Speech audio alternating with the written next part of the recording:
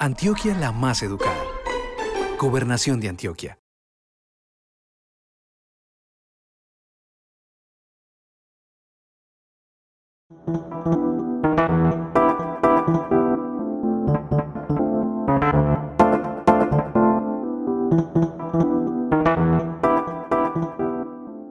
Primero agradecer a la Red del Lenguaje la invitación, a ustedes que están aquí y que han soportado todo ese rato sentados.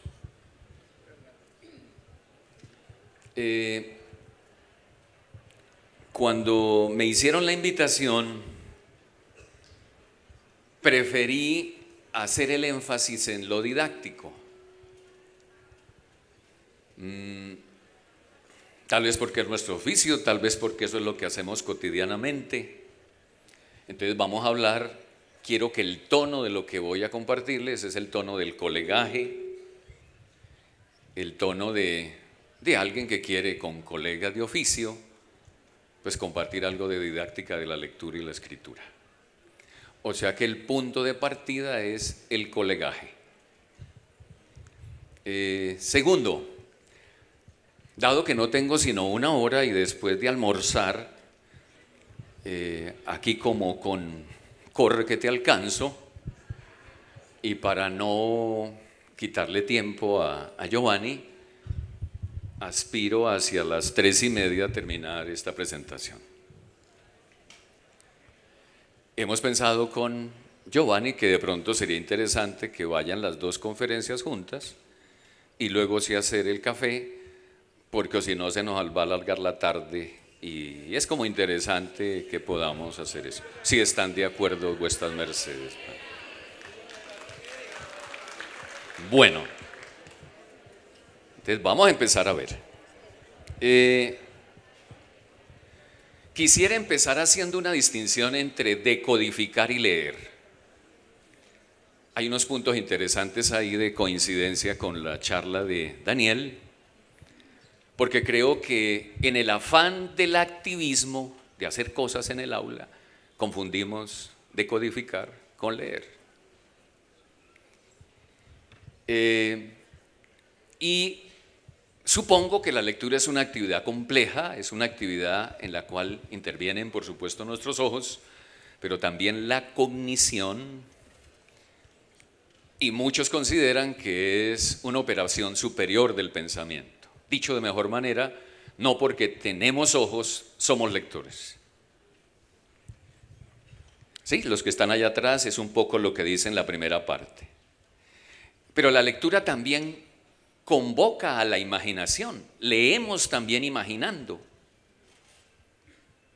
O sea, leemos los textos, pero los textos en sí mismos no son la lectura. La lectura es una construcción del pensamiento. Parten de los textos, pero no son los textos.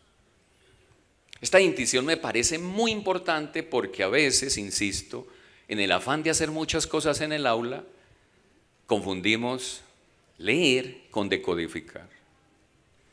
Y la otra parte que hay ahí, la lectura es un proceso. Yo no sé si a ustedes les ha sucedido que a veces uno toma un texto de hace 5 o 6 años, mira los subrayados y dice uno, ¿y yo por qué leí esto? Y entonces voy a empalmar con una idea que también citó Daniel, que es de Roger Chartier, y es que la lectura es una práctica social que cambia según los contextos. Los romanos no leían lo mismo que leían después en el siglo XVIII. Esto es muy importante saberlo porque hay intereses, intenciones. La lectura es, 2 puntos, una práctica social.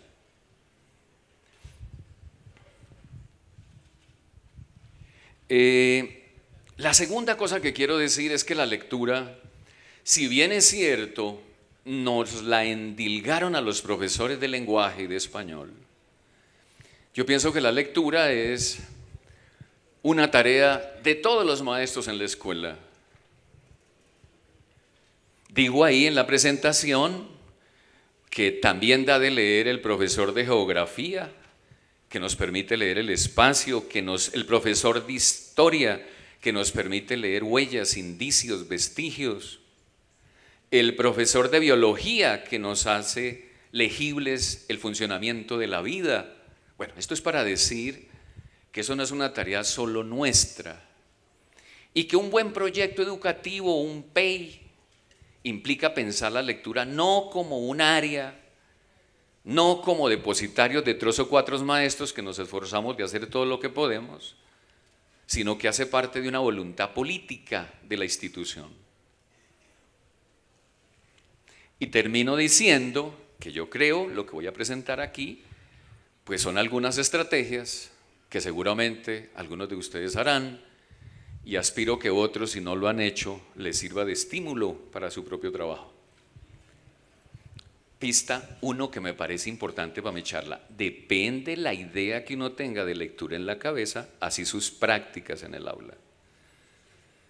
María Eugenia Dubois, no sé si recuerdan un texto clásico, ¿se acuerda que habla de las 3 formas de leer, el modo transaccional, el modo de decodificación? Creo que no nos haría mal a todos los maestros leer algunas de esas ideas sobre la lectura, porque de eso dependen nuestras prácticas. Más o menos, primera idea. Una de las cosas que he venido yo trabajando, particularmente en este país, es el valor que tiene hoy la lectura en voz alta de parte del maestro.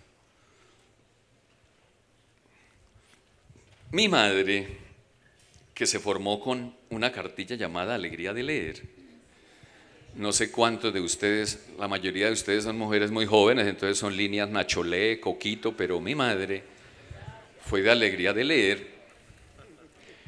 Y ustedes recuerdan que en ese texto de Evangelista Quintana, las primeras páginas, particularmente del libro 3, estaba dedicado a qué es eso de leer en voz alta, las pausas, los silencios, las inflexiones.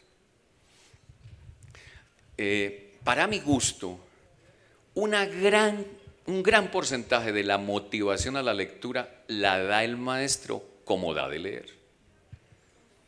O sea, más allá del contenido de los textos, es el modo como tú pones ese texto en el aula. El hecho de bajar a este escenario para crear una proxémica distinta, para tratar de crear una interacción diferente, pues hace parte de esas estrategias. Yo sigo sospechando que muchos de los problemas de la comprensión lectora se deben a que hemos descuidado la lectura en voz alta. Pero no digo de mandar a leer, digo de nosotros leer frente a los alumnos. Tengo 4 propuestas que quisiera compartir rápidamente con ustedes. Dicho de otra manera, una cosa es cómo tú hablas en clase, pero otra cosa es usar la entonación con fines didácticos. Primera estrategia de esas formas que llamo yo de dar de leer. Primero, los graves, los agudos, los altos, los bajos. No es lo mismo decir: venía el ratón y apareció la jirafa, a venía el ratón y apareció la jirafa. ¿Qué garantiza ese juego? La atención. Yo al comienzo pensé que eso era solo para chiquitos, para niños, y después descubrí que opera también con jóvenes. Durante un tiempo he hecho aquí una interventoría Pabilo Red en Bogotá, y también funciona con los viejitos, con los adultos. O sea, ¿qué hace cuando uno modula y cambia de los graves a los agudos? Focaliza la atención. La segunda tiene que ver con eso de ir más rápido o más lento mientras que se lee.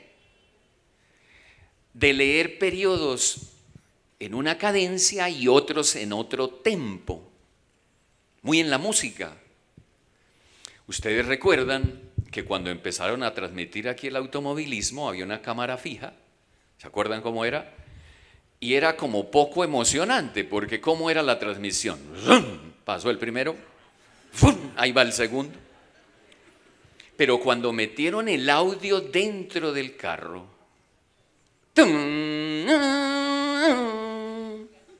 la emoción. Esa es la razón por la cual llevamos un radio al estadio, no para que nos digan y nos describan el partido, sino para el momento apoteósico del gol. ¿Qué logramos cuando aceleramos y desaceleramos? La emoción, que es la misma que usamos cuando enamoramos, ¿o no? Nosotros hacemos eso también sin tener curso de didáctica de la lectura, ¿cierto? Mira, yo dudo, no sé, de pronto, esos matices para que la otra persona diga, a ver, no, cuente, hable, exprésate.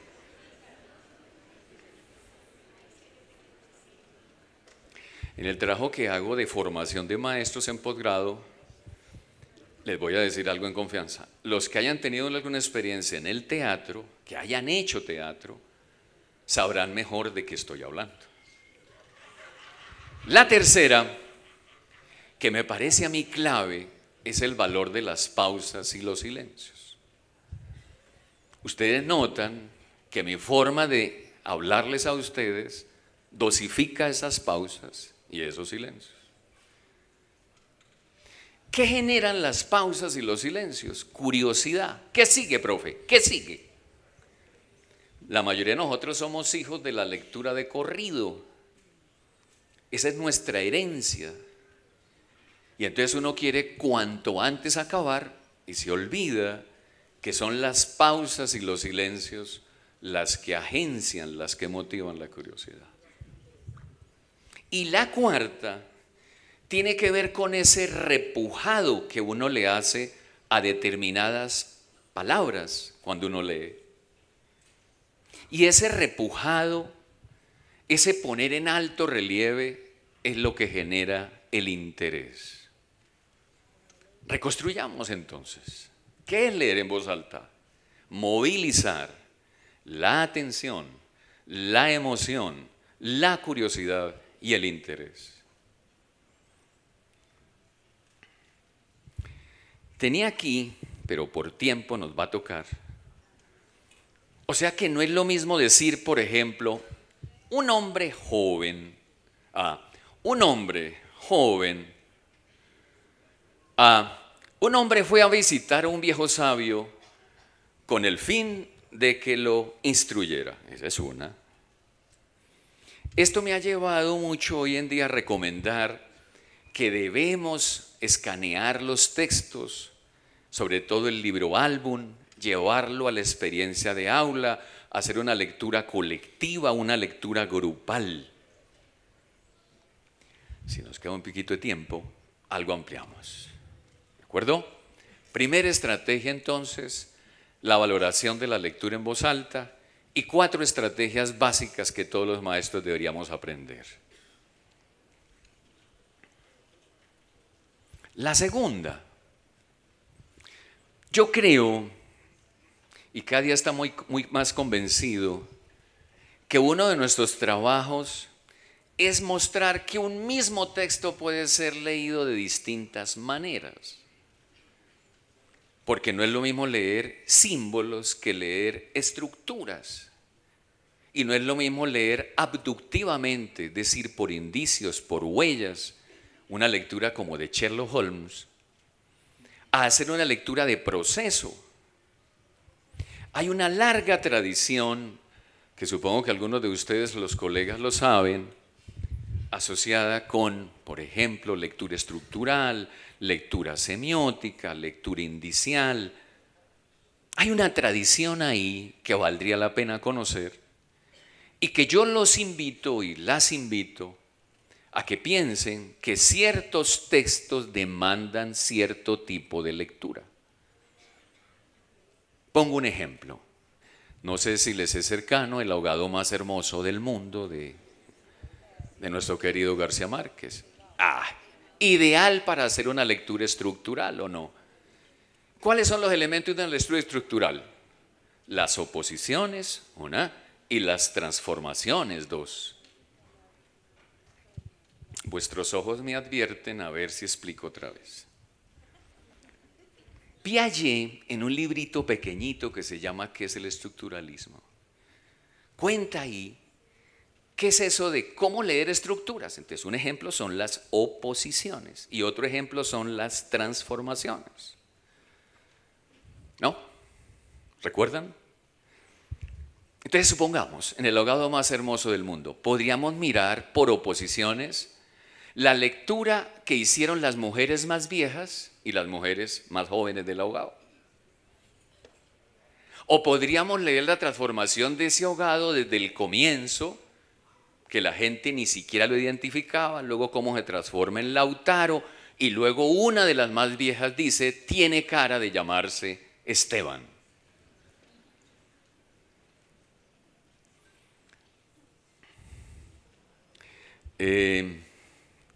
Vuestros ojos me advierten de algo. Ahí hay que estudiar.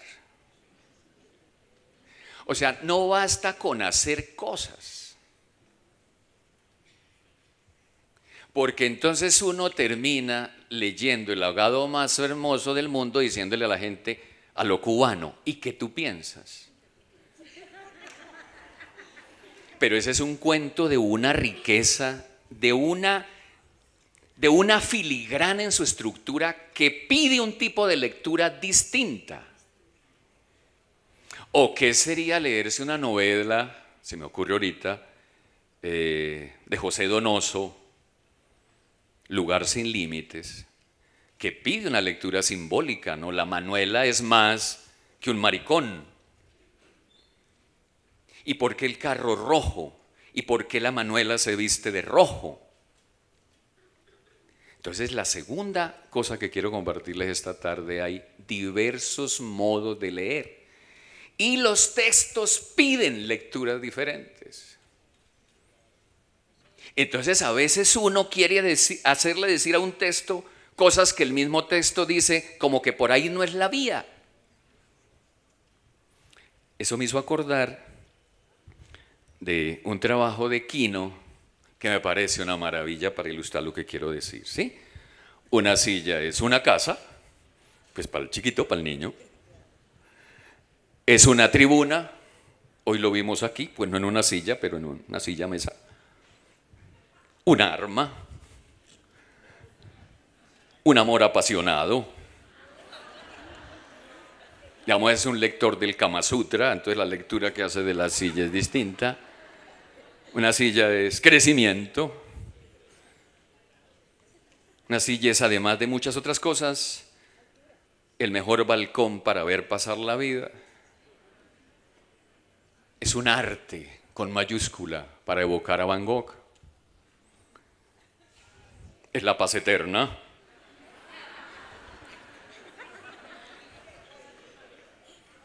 Es temerosa soledad. Es desfachatada alegría. Pero como concluye Quino me fascina, rindamos merecido homenaje a nuestra silla, permaneciendo respetuosamente de pie ante ella. Hermoso, ¿cierto? Entonces yo no sé si a ustedes les ha pasado que a veces uno lleva un texto al aula y por la edad, por el contexto, pues no necesariamente lo apasionado que uno está significa que los estudiantes van a decir, uy, profe, la vi bien. No.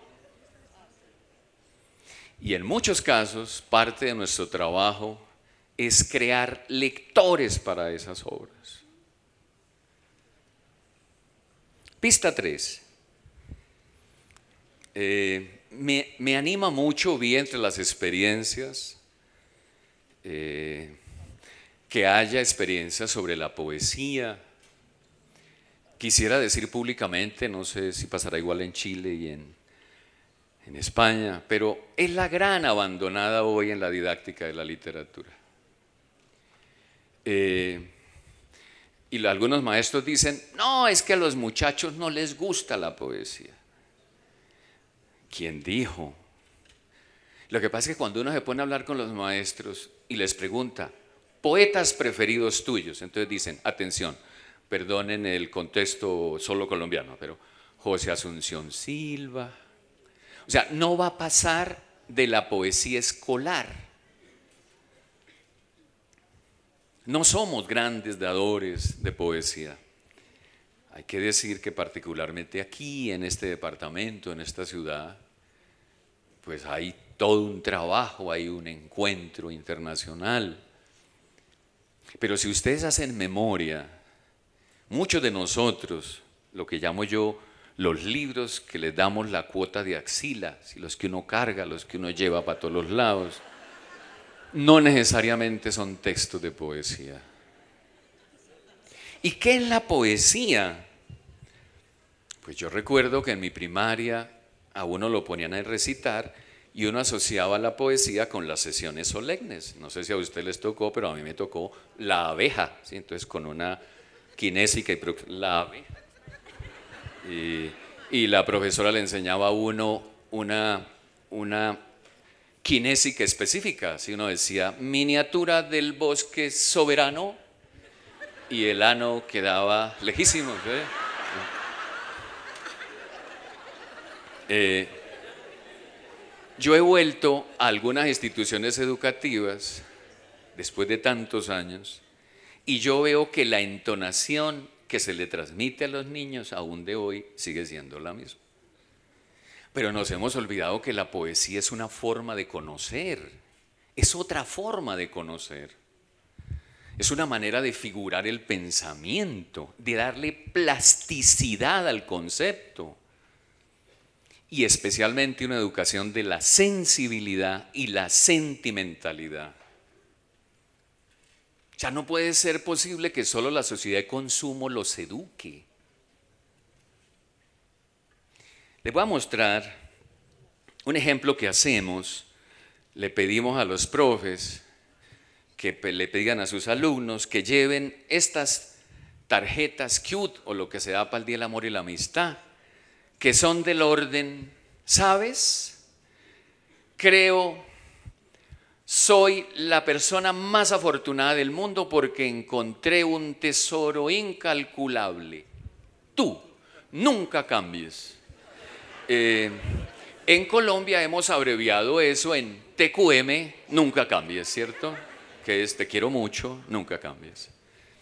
Y un poco esa es la idea que circula de lo que es el amor.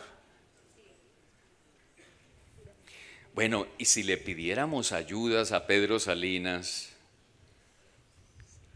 ¿qué nos dijo él? Que serás amor, un largo adiós que no se acaba. Cuando uno lleva eso al aula, las muchachas dicen, ¿cómo así? ¿Eso se acaba? Si la idea es que TQM nunca cambies.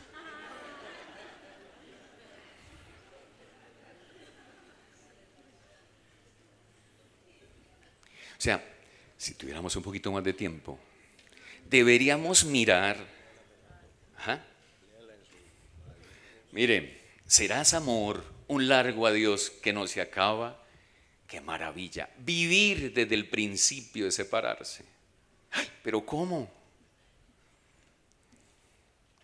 ¿Y se acuerdan de Pedro Salinas que dice en otro poema, perdóname por ir así buscándote tan torpemente dentro de ti, perdóname el dolor alguna vez? TQM, nunca cambies.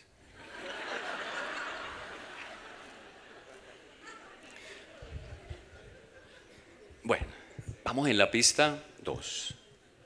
Pista 3.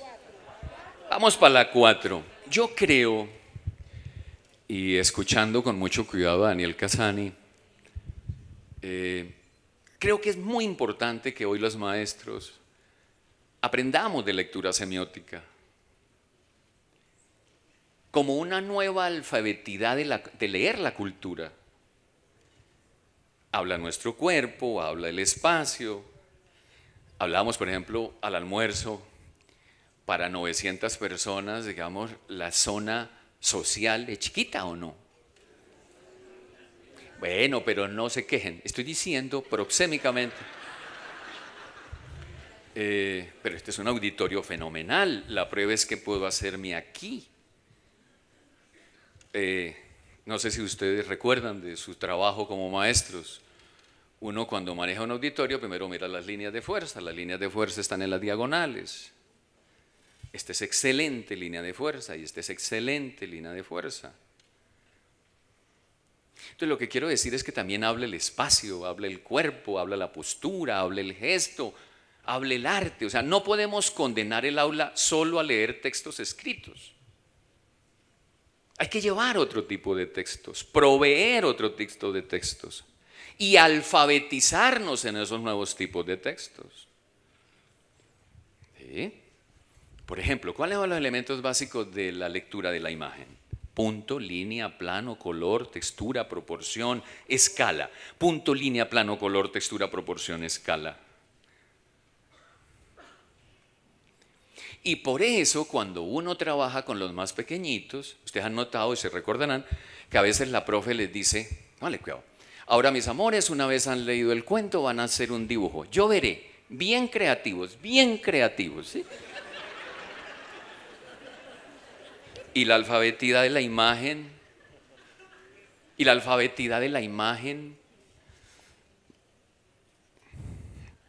aquí tenía un ejemplo de dos Madonas, ¿cierto? La de Rafael y la de Dorronzoro. Podríamos hacer una lectura semiótica, ¿no? De las miradas, de los adornos, del peinado, del cuello, ¿sí o no? De lo que media esa oreja para acariciarla, así de lo que hay ahí colgado un crucifijo. El color, la textura, la composición. Bueno, lo que me interesa es invitarlos, invitarlas a eso que llamamos la lectura semiótica, que a mí me gusta más entenderla como una nueva manera de leer la cultura y producir sentido en la cultura.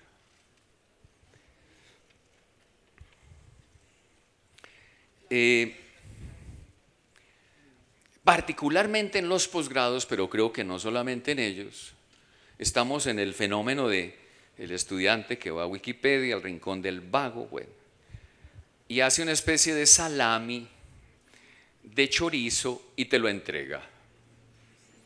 Entonces usted ya sabe, ¿no? Cuando veas un párrafo bien escrito, sospecha. Entonces tú lo vuelves y lo metas en Google y ahí te remite al sitio donde está.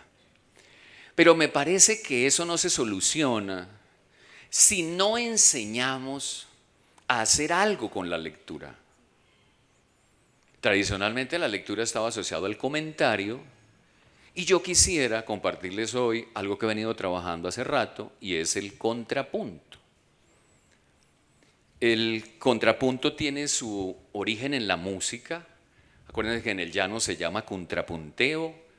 Parte de la trova de esta tradición en ustedes también tiene ese sentido. Y la piquería en el contexto de la costa caribe es lo mismo, ¿no? Es con base en lo que tú lanzas primero, yo qué digo después. Entonces hemos venido haciendo unas técnicas de contrapunto aquí así. ¿En qué consiste? El estudiante podrá traer lo que bajó de internet, lo que sea. Debe traerlo por lo menos fechado, datado. Bueno. Y empezamos. ¿Listo? Lo colocas ahí. Ese se llama el punto. Y ahora tú le vas a hacer el contrapunto. ¿Qué vas a decir en relación a esa cita? ¿Vas a qué? ¿A derivar algo de eso? ¿A derivar algo de eso? ¿Qué vas a hacer? ¿A replicar algo de eso que dice la cita? ¿Qué vas a hacer? ¿Transponerlo en otro lugar, en otro contexto? ¿Qué vas a hacer? ¿Contrastarlo? ¿Qué es lo que me interesa compartirles? Eso tenemos que enseñarlo. Los que estén aquí en el trabajo de su posgrado, haciendo su trabajo de grado o algo por el estilo, ustedes han notado que no es tan fácil coger las citas y a esas citas contextualizarlas, replicarlas, formarlas parte de tu discurso. Los invito a mirar, adelante les doy la dirección de mi blog, donde podrán ver un poquito más ampliado esto que les estoy explicando. Dicho de otra manera, puesto en otras palabras, Hay que enseñar esas estrategias para que no seamos solo consumidores de información, sino productores de conocimiento.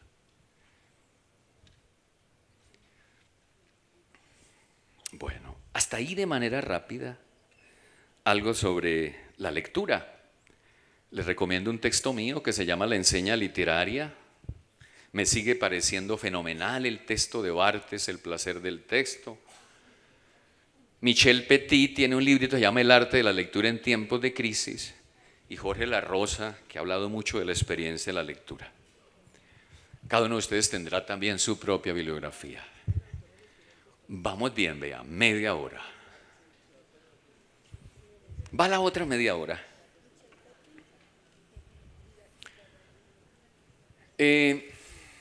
Hablemos un poquito de la escritura.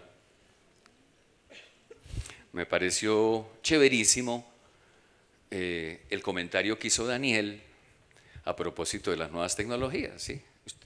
A veces observo a mis alumnos, ¿sí? Están ahí al lado, tiene al lado al otro y chatean.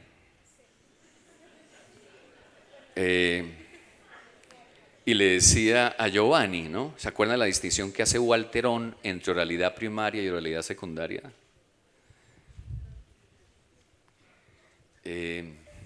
Extraño, hablamos mediados por la escritura. Les recomiendo ese librazo, Oralidad y Escritura, de Walterón, para hacer esas diferencias entre oralidad primaria y oralidad secundaria. La oralidad secundaria es la que ya conoció la escritura. Bueno, algunas pistas iniciales. Me gusta situarme en la idea de Jack Goody, de Walterón, de otros, que han dicho que la escritura es una herramienta de la mente. O sea que para estos investigadores, escribir no es igual a redactar. Y por eso me parece, sugiero a algunos colegas que les he escuchado hoy, por eso es mejor hablar de los procesos de lectura y escritura y no hablar de lectoescritura. Porque son procesos diferenciales, pueden complementarse, pueden enriquecerse, pero son diferenciales en su aprendizaje y en su enseñanza. A ver, recordemos, ¿cómo se aprende la oralidad? A punta de mama y crianza. ¿O no? Entonces el papá le dice, mire mi amor la bicicleta, y entonces como todavía ni modo ni punto de articulación, entonces uno escuchó bicicleta, pero para pasar a las bilabiales, silabantes, explosivas, eso duró un poco de tiempo, ¿no? Bicicleta. Muy difícil. A uno ya se le olvidó, a no ser que aprenda una lengua nueva. Bueno, pero ¿qué pasa con la escritura? 5 años de primaria, 6 de bachillerato, 5 de una licenciatura y todavía no puedes hacer un ensayo.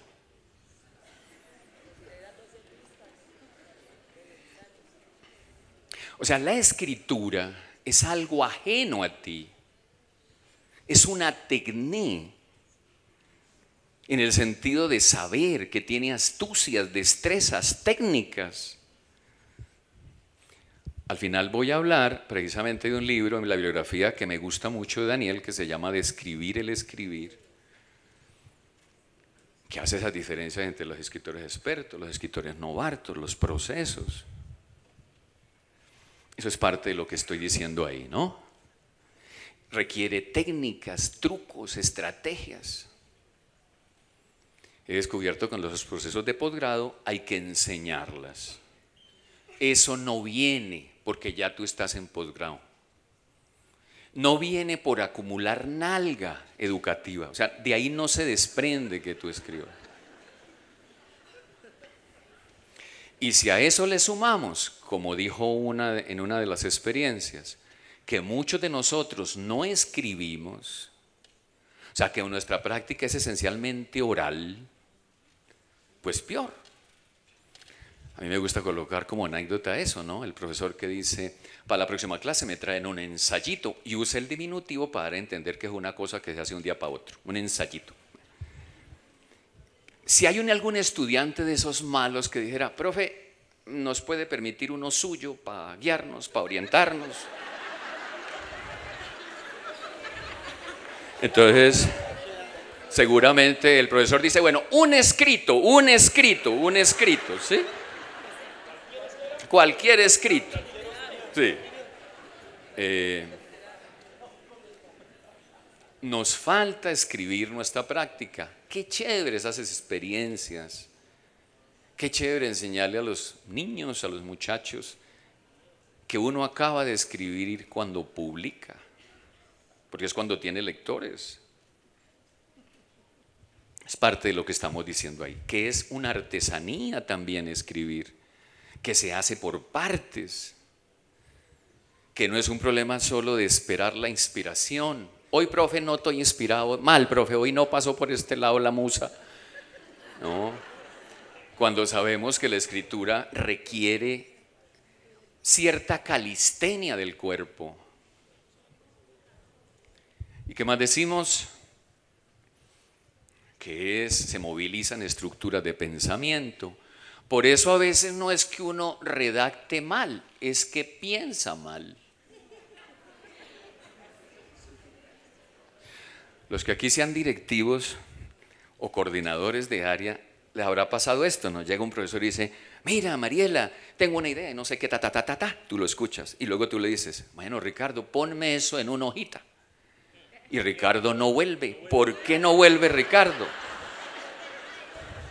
Porque empieza justificación. Con esta propuesta se pretende, se quiere, no, pero pretende, no, tal vez no se quiere, se busca, no, pero no, tampoco. O sea, por primera vez estás pensando la propuesta. Y la última parte que hay ahí, yo sí creo que escribir ayuda a pensar. Entonces, los profesores de escritura no son solo profesores de redacción, son profesores de pensamiento. Entonces, alguna idea. A mí me gusta, y me pareció chévere también algunas experiencias que escuché, explorar en la escritura creativa, en las técnicas de la escritura creativa. Hay muchas, hay buenísimas. Que no es lo mismo que decir, mis amores, escriban lo que quieran. No estoy hablando de eso. Como le gustaba al grupo Ulipo, a George Perec, ¿sí? A Italo Calvino, a Umberto Eco, que es estudiar las potencias combinatorias del lenguaje. Un poco para combatir ahí la digestión de ustedes. Anímense, vamos a hacer un tautograma. Un tautograma es usar palabras con la misma letra inicial. ¿Qué hubo? Anímense ahí, a ver, ¿quién se anima a escribir rápidamente con esa motivación? Ajá. O sea, que no es lo mismo, atención, escúchenme, no es lo mismo decir en el aula, escriban lo que quieran, a colocar una condición que obliga a pensar la escritura.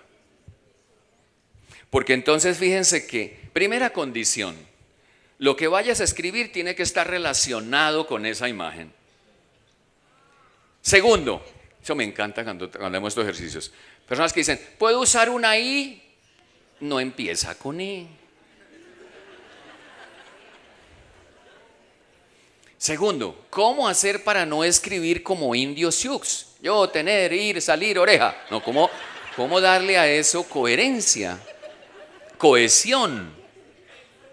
Ese ejercicio de pensamiento me parece importantísimo desarrollarlo en los primeros grados. Y está cerca a estos niños y estos pelados retados por los videojuegos.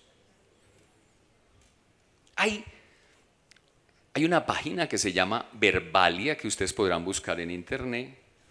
Serra tiene un librazo vuelve a hacer todos estos procesos, ¿no? El que se inventó Lewis Carroll, de pasar de una palabra a otra que tiene igual número de letras en menos pasos, cambiando solo una letra. Bueno, lo que me interesa en este ratico es invitarlos a que exploren las técnicas, las estrategias de lo que llaman hoy la escritura creativa, que también se llama literatura potencial. Segundo, a veces uno tiene una propuesta excelente como maestro. Yo creo que es una especie de ideólogo pedagógico hasta que llegue el momento de la evaluación. Entonces ahí pasan dos cosas. Los profes que dicen a mí no me importa la evaluación. ¿Qué significa? ¿Cómo te sentiste tú? 5, profe. Listo, se le tiene el 5. ¿Y tú? Yo tengo autocrítica, profe. 4-8. Bien, 4-8. Pero el tema de la evaluación tiene que ver con algo que ustedes saben didácticamente, que es la necesidad de que explicitemos los criterios con los cuales vamos a calificar, a evaluar. Las rúbricas, las grillas, las retículas, y que tienen que estar explícitas y ser conocidos por los que aprenden. Yo he descubierto que a veces en talleres que hago con maestros, construir esa rúbrica no es nada fácil, porque hay cosas que no las puedes convertir en descriptores. Les voy a mostrar un ejemplo de una que he diseñado para evaluar cuentos. Para los que están allá atrás que no alcanzan, les leo. Hay unos criterios relacionados con la historia, unos criterios relacionados con los personajes, unos criterios relacionados con la trama, otros criterios relacionados con el narrador, otros con el espacio y el tiempo y otros con los diálogos. Y cada uno de esos criterios macro tiene unos criterios más pequeños, ¿cierto? Por ejemplo, relacionados con la historia, se presenta un hecho real o ficticio, hay una anécdota que sirve de base a la historia evidencia un conflicto. O sea, ¿qué es esta retícula? Que has tenido que gastarte un tiempo con los estudiantes para explicarles qué es un cuento, cómo se construye un cuento. Mi invitación, no sé cómo serán ustedes, si tienen esas rúbricas, si son esas rejillas, a veces es bueno crearlas por área, a veces por ciclo, pero es una garantía de que cuando el estudiante te entrega el producto, él sepa al menos usted qué es lo que quiere. Vamos en la pista 2. Pista 3. De una investigación que hice, que se publicó en un libro que se llama Escritores en su tinta, que me puse a mirar cómo escribían los escritores expertos, llámese Chekhov, Maupassant, Faulkner. ¿Qué hacían? ¿Qué técnicas empleaban? ¿Qué procedimientos empleaban? Con el único fin de qué podríamos traer de allá para el espacio educativo. Y ahí es donde cito el texto de Daniel Cassani de Escribir el escribir. ¿Qué es componer un texto?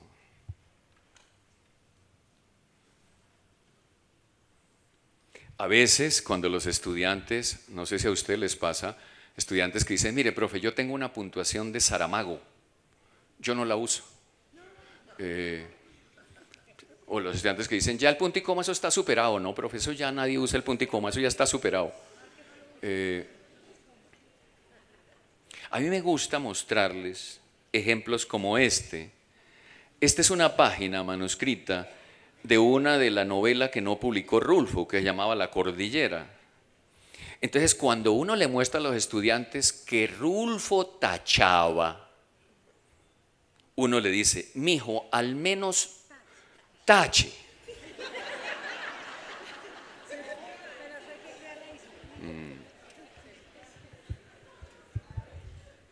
Y al otro lado está el manuscrito de Rayuela, Sí, ya está pasado a limpio, pero aún sobre el texto pasado a limpio hay nuevas tachaduras, inclusiones, incisos, derivaciones. La escritura es un trabajo sucio frente a un modelo educativo que nos enseñó que lo que había era el trabajo en limpio.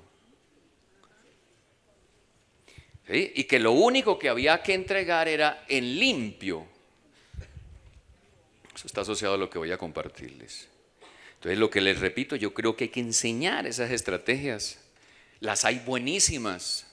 Recuerdo ahorita de José Donoso, comprarse un cuaderno y escribir el flujo de la novela solo en la parte derecha, lo que va saliendo, cero corrección, va, dele, flujo de escritura, pero solo en la parte derecha. Y luego, terminado ese proceso de flujo, coger la parte izquierda mirando la derecha. Aquí falta desarrollar el personaje, debería estar el diálogo.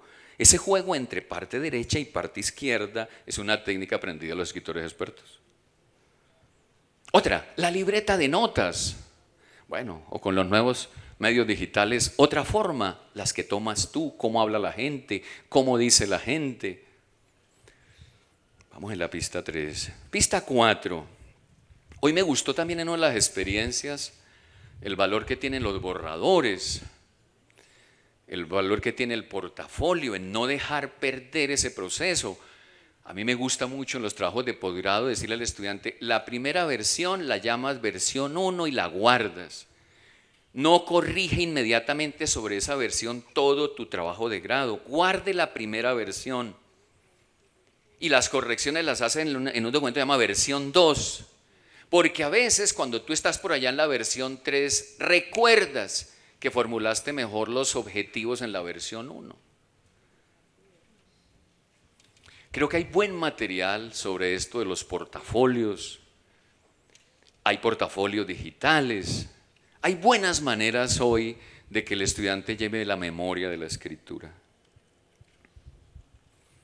Y voy a detenerme un poquito en esta última parte,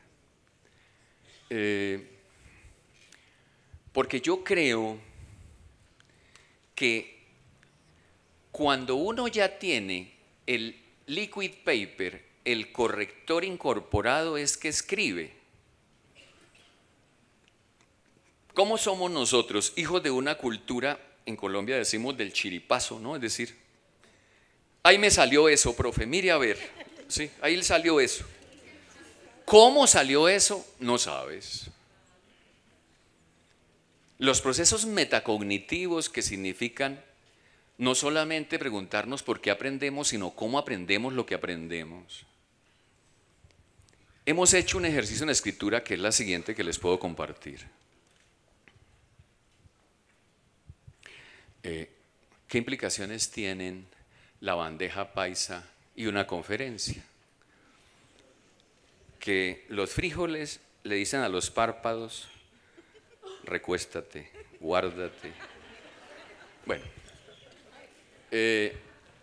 decía, tomamos una hoja tamaño carta y le decimos al estudiante, deje 5 centímetros a la mano derecha libres. Y allá vas a escribir, en la parte derecha, vas a escribir qué fue lo que escribiste, qué fue lo que hiciste en la parte izquierda. Ejemplo, aquí presento el primer párrafo y aquí está mi tesis. Sigo, este es un conector de causa-efecto. Aquí presento mi argumento de autoridad. O sea, ese es usted, o sea, usted mismo diciéndose qué es lo que escribió. Y la corrección no es entre lo que yo creo que usted debe decir, sino entre lo que usted dijo de lo que quería decir. Les recomiendo hacerla. Porque es poner al estudiante en la situación de preguntarse, bueno, ¿y yo qué estoy haciendo aquí? ¿Por qué les cuento esto? Porque antes uno se gastaba un resto de tiempo haciendo anotaciones y el estudiante miraba la nota y depende de la nota miraba las anotaciones. Aquí tengo un proceso que hay desde la planificación de la tarea, la regulación de la tarea y la evaluación de la tarea. Ejemplo, no sé si ustedes han vivido eso. parte del proceso cuando uno entra a hacer su trabajo de grado en los procesos de la educación superior es cómo planificas la tarea y cómo regulas la tarea. Les recomiendo mirar, hay estrategias muchas de metacognición, pero hay una buenísima que se llama autointerrogación metacognitiva.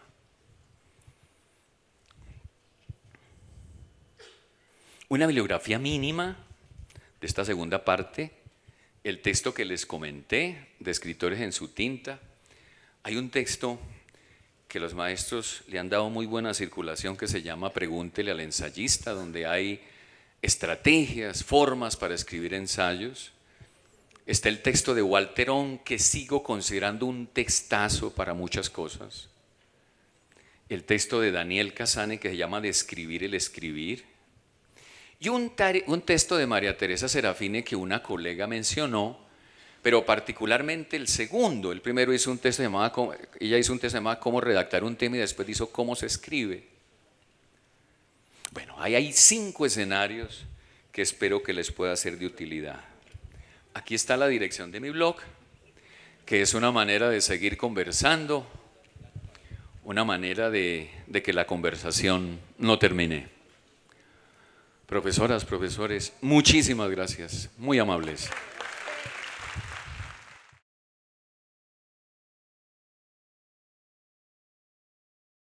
Antioquia la más educada. Gobernación de Antioquia.